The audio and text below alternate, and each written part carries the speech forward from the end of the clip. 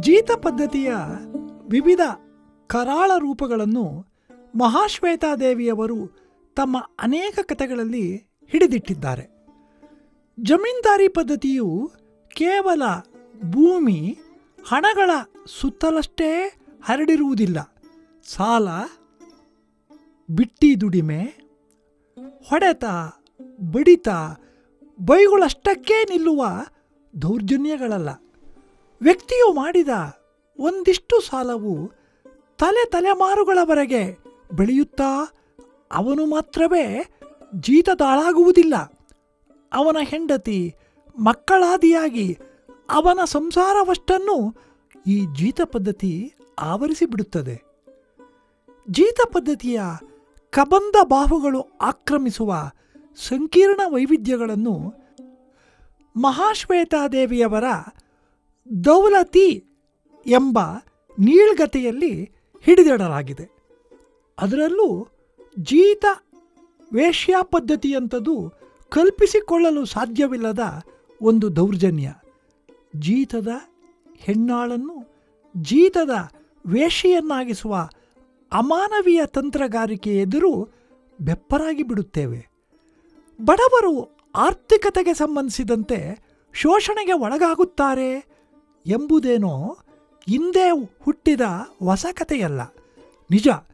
ಇದರಲ್ಲೂ ಮಹಿಳೆಯರ ಮಾತಿಗೆ ಬಂದರೆ ಶೋಷಣೆಯು ಅವರ ಆರ್ಥಿಕತೆ ಹಾಗೂ ಲೈಂಗಿಕತೆಗಳೆರಡನ್ನೂ ಆಕ್ರಮಿಸುವ ದುರಂತವಿರುತ್ತದೆ. ಮಹಿಳೆಯರ ಮೇಲಿನ ಈ ಬಗೆಯ ಶೋಷಣೆಯು ಹೊಸದೇನಲ್ಲ. ಲೈಂಗಿಕ ಕಿರುಕುಳ, ಹಿಂಸೆ, ದೌರ್ಜನ್ಯಗಳ ಕತೆ ಸ್ವಾತಂತ್ರ್ಯ ಪೂರ್ವದಲ್ಲಿ ಇದ್ದಿರಲಿಲ್ಲವೆಂದೂ ಅಲ್ಲ. ವೇಶ್ಯಾವೃತ್ತಿ ಎಂಬ ಒಂದು ವಿಶಿಷ್ಟ ವೃತ್ತಿಯನ್ನೇ ಪಿತೃ ಸಂಸ್ಕೃತಿ ಹುಟ್ಟುಹಾಕಿ ಪೋಷಿಸಿಕೊಂಡೇ ಬಂದಿದೆ. ಆದರೂ ಹೆಣ್ಣನ್ನು ಹೀಗೆ ಲೈಂಗಿಕವಾಗಿ ಶೋಷಣೆ ಮಾಡುವುದಕ್ಕೂ ಒಂದಿಷ್ಟು ಇತಿಮಿತಿಗಳಿದ್ದವೇನೋ. ವೇಶ್ಯಾವೃತ್ತಿಗೂ ಒಂದು ವ್ಯಾಖ್ಯಾನ ಇದ್ದಂತಿತ್ತು. ಉಳಿದಂತೆ ಅಲ್ಲಿ ಇಲ್ಲಿ ಹೆಂಗಸರ ಮೇಲೆ ಅತ್ಯಾಚಾರ, ಅನಾಚಾರಗಳು ನಡೆಯುತ್ತಿದ್ದಿರಬಹುದು.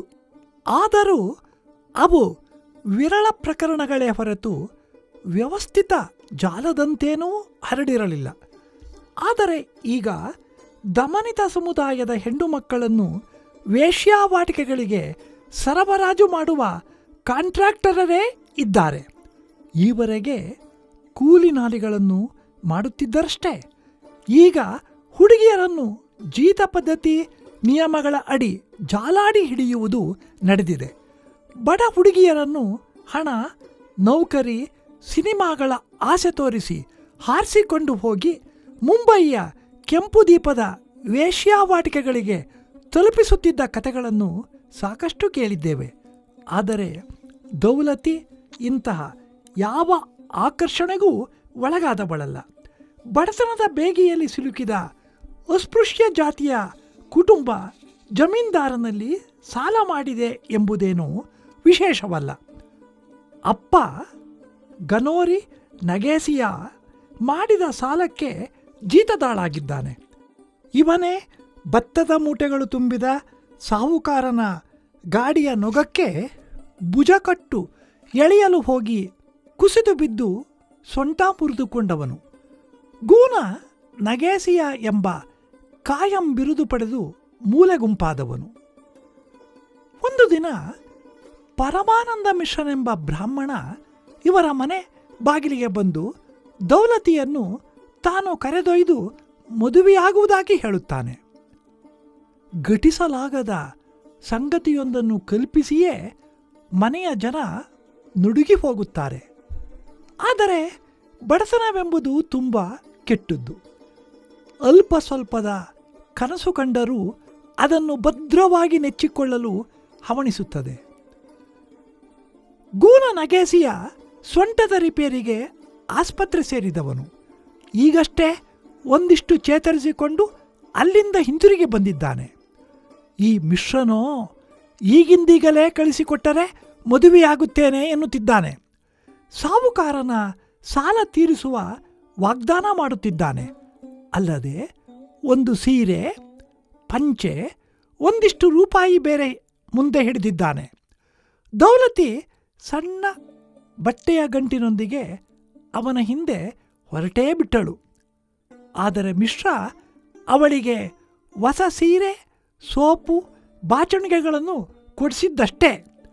ದಾರಿಯುದ್ದಕ್ಕೂ ಮದುವೆಯ ಕನಸಿನ ಮಂಪರಿನಲ್ಲೇ ನಡೆದ ದೌಲತಿ ತಲುಪಿದ್ದು ಮಾತ್ರ ನಗರದ ವೇಶ್ಯಾವಾಟಿಕೆಗೆ. ಆ ವೇಶ್ಯಾವಾಟಿಕೆಯಲ್ಲಿ ಅದೆಷ್ಟೋ ಅಸ್ಪೃಶ್ಯ ಜಾತಿಯ ಬಡ ಹುಡುಗಿಯರು ಈಗಾಗಲೇ ತುಂಬಿದ್ದಾರೆ.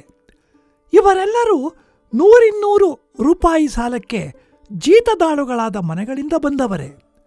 ಗಂಡ ಮಕ್ಕಳನ್ನು ಬಿಟ್ಟು ಬಂದ ಮದುವೆಯಾದ ಹೆಂಗಸರೂ ಇದ್ದಾರೆ. ಒಬ್ಬೊಬ್ಬರಿಗೆ ಒಂದೊಂದು ಕಾರಣಗಳನ್ನು ಕೊಟ್ಟು ಕರೆತರಲಾಗಿದೆ. ಇಲ್ಲಿ ಬಂದ ಮೇಲೆ ಅವರಿಗೆ ಅವರದೆಂಬ ಬದುಕೇ ಇಲ್ಲ. ದಿನಕ್ಕೆ 10 ಗಿರಾಕಿಗಳೊಂದಿಗೆ ಮಲಗಿದರೂ ಅವರ್ಯಾರೂ ಈ ಹೆಣ್ಣುಗಳ ಕೈಗೆ ಕಾಸು ಕೊಡುವುದಿಲ್ಲ. ಈ ವ್ಯವಹಾರವನ್ನು ಉಸ್ತುವಾರಿ ಮಾಡುವ ವಯಸ್ಸಾದ ಹೆಂಗಸೊಬ್ಬಳು ಕಾವಲಿಗಿದ್ದಾಳೆ. ಆದರೆ ಇಡೀ ವೇಶ್ಯಾವಾಟಿಕೆಯ ಯಜಮಾನ ಬೇರೆ ಇದ್ದಾನೆ.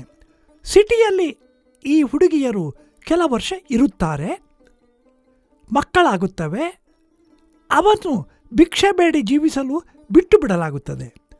ಈ ಹುಡುಗಿಯರು 30ಕ್ಕೂ ಮುಂಚೆ ಮುದುಕಿಯರಾಗಿ ಇಲ್ಲ ಸಲ್ಲದ ಕಾಯಿಲೆಗಳಿಗೆ ಬಿದ್ದು ಜೀವಂತ ಹೆಣಗಳಾಗುತ್ತಾರೆ.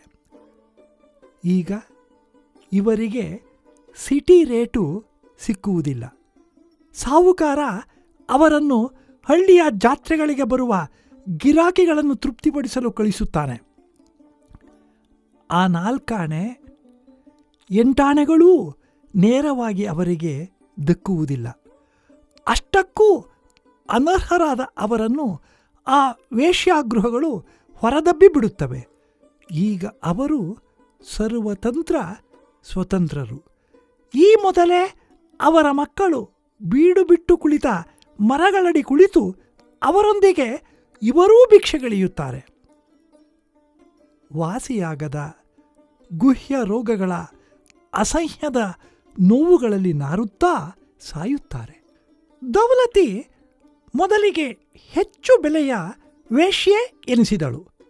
ಹಾಗೆಂದು ಅವಳಿಗೇನೂ ಪ್ರತ್ಯೇಕ ಸಂಪಾದನೆ ಇರಲಿಲ್ಲ. ಚಂದದ ಹುಡುಗಿ ಎಂದು ಹೆಚ್ಚಿನ ಹಣ ಕೊಡುವ ವಿರಳ ಗಿರಾಕಿಗಳಿಗೆ ಅಷ್ಟೇ ಮೀಸಲಾದವಳು. ಇದರಿಂದ ಆಗಿದ್ದೆಂದರೆ ಅವಳು 1-2 ವರ್ಷ ತಡವಾಗಿ ಮುದುಕಿಯಾದಳು. ಬೀದಿಗೆ ಎಸೆಯಬೇಕಾದ ಮಕ್ಕಳನ್ನು ಹೆರಲಿಲ್ಲ. ಆದರೇನು, ಅವಳಿಗೆ ಬಂದ ಕೊನೆಯೇನೂ ವಿಶೇಷದ್ದಲ್ಲ, ಅದೇ ರೋಗ. ಆಸ್ಪತ್ರೆಯಲ್ಲಿ ಅವಳಿಗೇನೂ ಉತ್ತರವಿಲ್ಲ.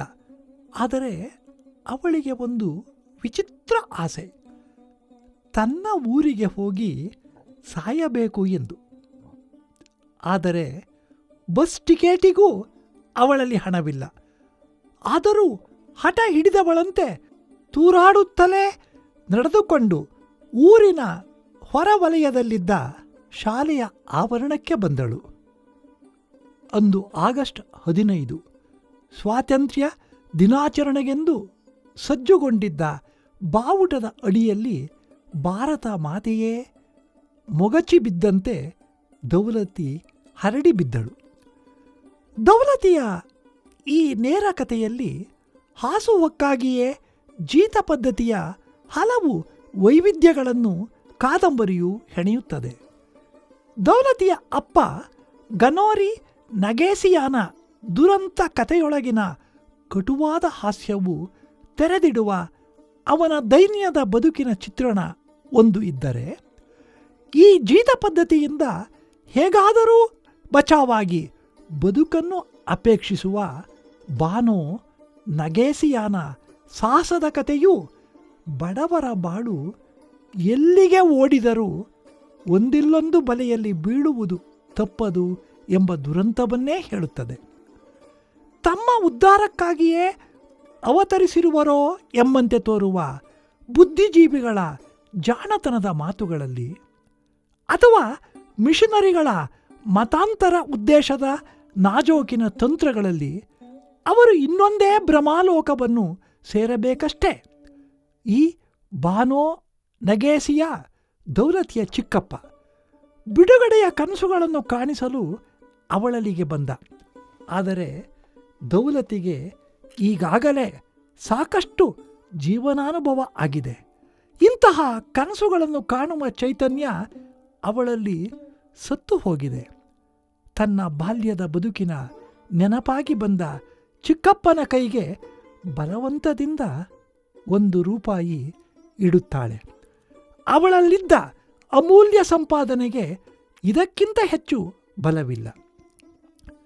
ಇಡೀ ಕಥೆಯ ನಿರ್ವಹಣೆಯಲ್ಲಿ ದೌಲತಿ ಒಂದು ನೆಪ ಮಾತ್ರವಷ್ಟೇ. ಅಸ್ಪೃಶ್ಯ ಜಾತಿಯ ಬಡ ಹುಡುಗಿಯ ಬದುಕಿಗೆ ತನ್ನ ಕನಸುಗಳನ್ನು ಕಟ್ಟುವ ಅವಕಾಶವಿಲ್ಲ. ಯಾರು ಬೇಕಾದರೂ ಹೇಗೆ ಬೇಕಾದರೂ ಅವಳ ಬದುಕನ್ನು ಎಳೆದಾಡಬಹುದು. ಜೀತ ಪದ್ಧತಿ ಒಂದು ನೆಪ. ಹೆಣ್ಣಾಗಿ ಹುಟ್ಟಿದ ಶಾಪದಲ್ಲಿ ಅವಳು ಆರ್ಥಿಕವಾಗಿ ಮಾತ್ರವಲ್ಲದೆ ಲೈಂಗಿಕವಾಗಿಯೂ ಶೋಷಣೆಗೆ ಒಳಗಾಗಿ ರೋಗದ ಗೂಡಾಗಿ ನಾರುವ ಹೆಣವಾಗಿ ಬೀಳುತ್ತಾಳೆ ಎನ್ನುವುದು ವಿಶೇಷ ಸಂಗತಿಯೇ ಅಲ್ಲ. ದೌಲತಿ ಒಬ್ಬ ಹುಡುಗಿಯ ಕಥೆಯಲ್ಲ, ಅಸ್ಪೃಶ್ಯ ಜನಸಮುದಾಯದ ಹೆಣ್ಣಿನ ಕತೆ.